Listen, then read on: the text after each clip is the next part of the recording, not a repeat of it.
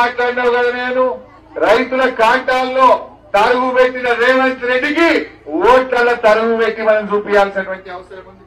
నువ్వు బోనస్ ఎగ్గొట్టినావు, 15,000 రైతు బంధు ఎగ్గొట్టినావు, 24 గంటల కరెంట్ అని మోసం చేసినావు, వ్యవసాయ కూలీలకు 12,000 నాగం పట్టించినావు, కౌలు రైతులకు 15,000 మోసం చేసినావు.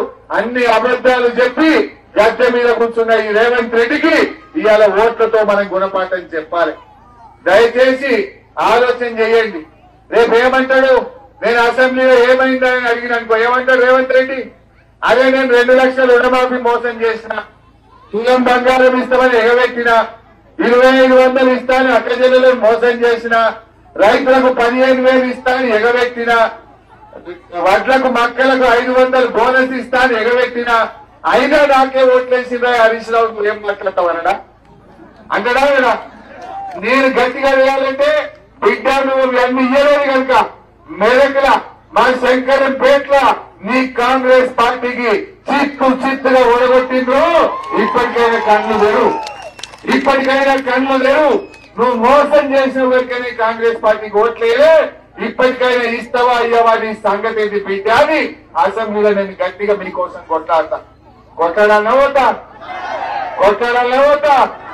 మరి కొట్లాడాలంటే వెంకట్రామరెడ్డి గారిని గెలిపించాల్సినటువంటి అవసరం ఉంది. ఏముందక్క, టీవీ పెడితే 4.5 నెలల కాంగ్రెస్ పాలనలో టీవీ పెట్టి ఏం కనబడుతుంది? అయితే తిట్లు లేకపోతే దేవుని మీద ఓట్లు. ఇంకేమన్నా ఉన్నారా? అయితే తిట్లు లేదంటే దేవుని మీద ఓట్లు. నీ 4,000 పింఛన్ ఏడవా, నీ 2,500 ఏడవా, నీ రుణమాఫీ ఏడవా, నీ కరెంట్ ఏడవా, గది చెప్పడు. తిట్టుడే తిట్లు.